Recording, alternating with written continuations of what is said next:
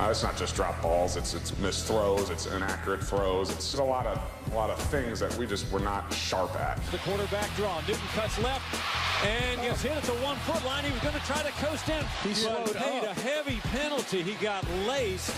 He got hit in the head. All I know is they took him in to examine him, and I purposely didn't ask, so I didn't have to answer the question. Wings it right, back shoulder cut, touchdown from Prescott to Williams. The kind of team we want to build, down 14-0. Guys, we're going to respond the right way. Looks right, fires right, caught by McCoy at the 5, headed into the end zone, touchdown. God, it feels good to finally win here.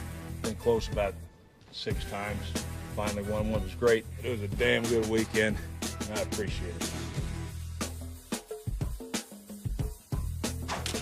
Good morning, everybody. Hope you all had a wonderful weekend. Welcome into another week of First Take. Stephen A. Smith, Max Kellerman, I'm Molly Karam. How you doing, guys? How you doing? I'm good. Everybody all right? Yeah, had a great weekend. Ready to go. Yes.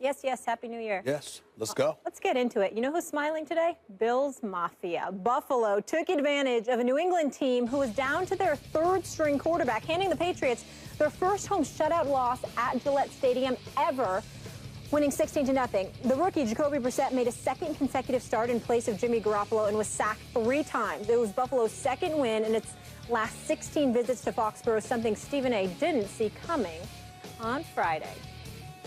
This week, against Bill Belichick, Rex Ryan doesn't have a shot. I think their coaching is an issue. I'm talking about Rex Ryan. You're 4-11 against Belichick. I would be shocked if they beat the Patriots, even with the Patriots' issues. I think the jury is out on Rex Ryan as to whether or not he should even be a head coach in this league. If you can't beat a third-string quarterback, I don't know if you should be allowed to go into week 5.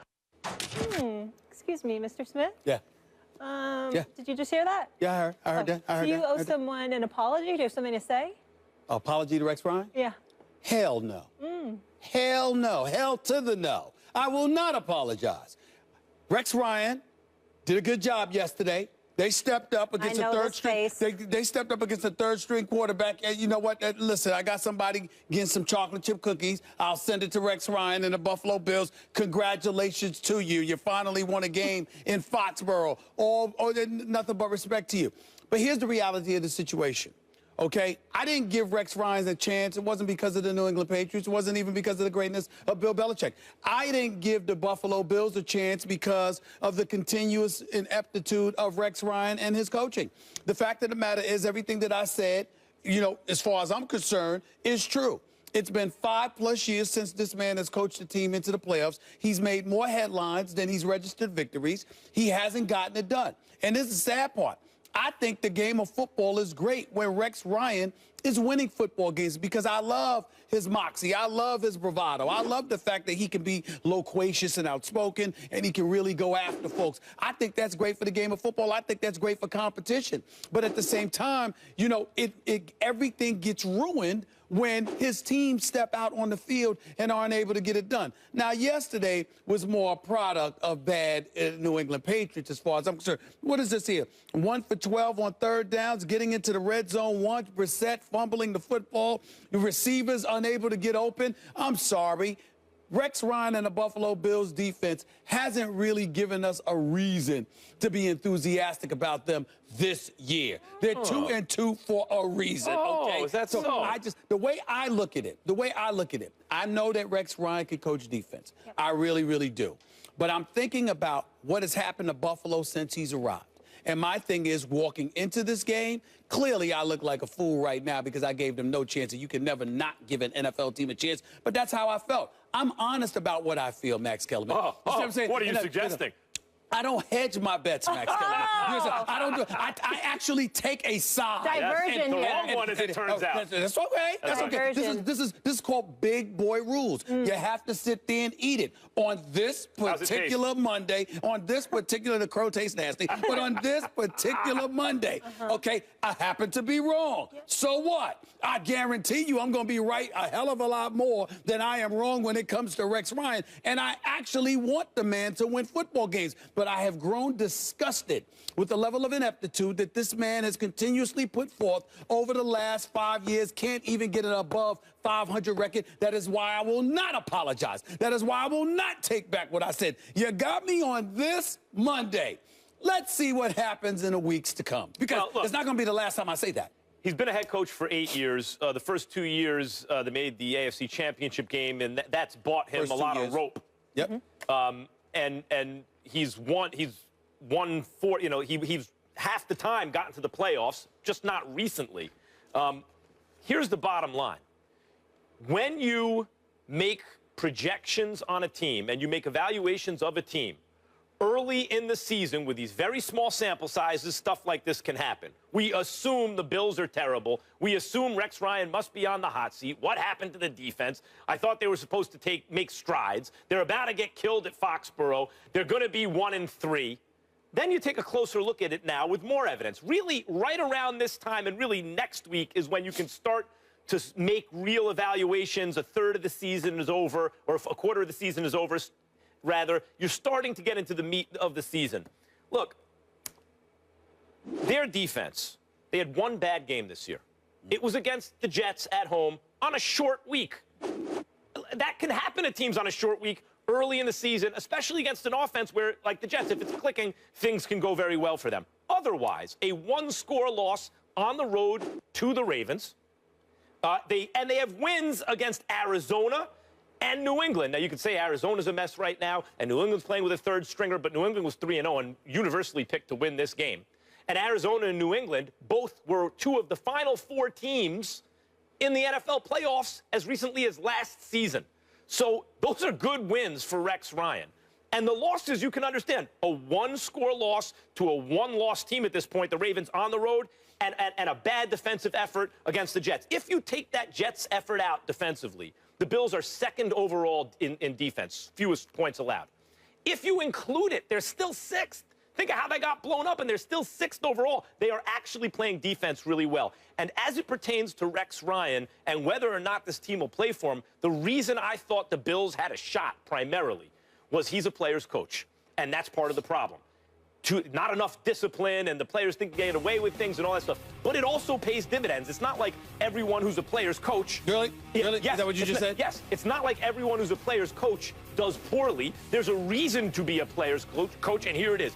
If you feel your head coach is embattled and you like the guy, you're going to play for him. His team played for him. They beat the Patriots at Foxborough to pull 500. With wins against the Cardinals and the Patriots. That's a team that likes their coach. That's a team who play for the coach. And on the defensive side of the ball, I think, look, even with the Jets game, 6th overall, fewest points allowed. They're pretty good, Stephen A. That's a good defense. Max Kellerman. I was getting ready to call the man Max Ryan for crying out loud. Max Kellerman, let me say this to you. Because, see, that situation, that diatribe you just went on, that soliloquy, rather, it's asinine.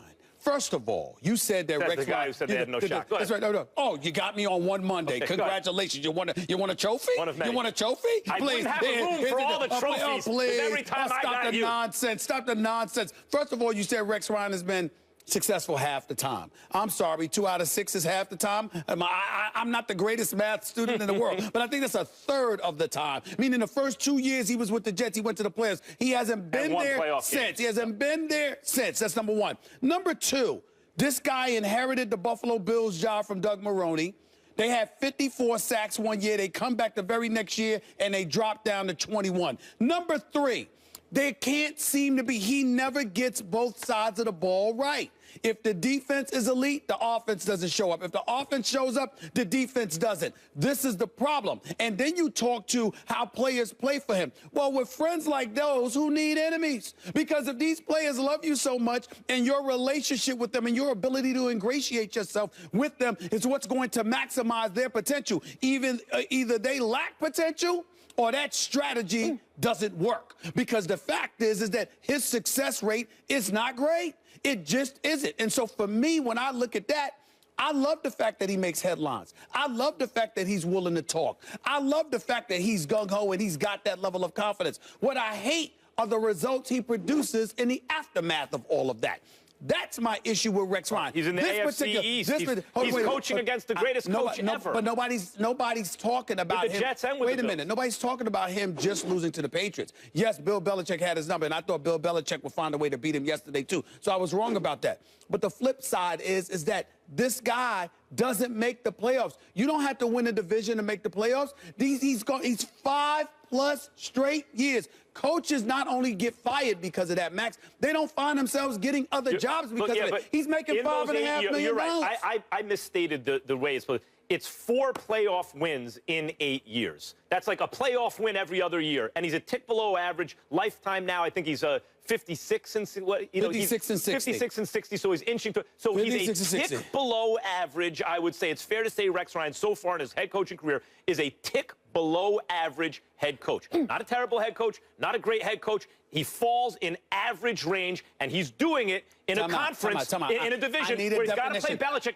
twice a year, every year. Forget the His whole career. Forget the Belichick. It makes a difference. No. What I'm saying is even if we refrain from holding Belichick against him, at the end of the day, 8-8, 6-10, 8-8, 4-12, 8-8, and now 2-2. It's the epitome of mediocrity. Yeah, that means average. I don't think that means average. I think mediocre is less than average. 8-8 is less than average? By definition. No. I said mediocre is less than average to me. On the NFL level, in order to get to the postseason, I mean, my goodness, to me, 9-7 is average. If you're making the playoffs, that's still average. That's still average? That's still average. That's still average. By definition, that's above average. Wait. That's the analyst in you, the analytic. Yes, I like words to have meanings.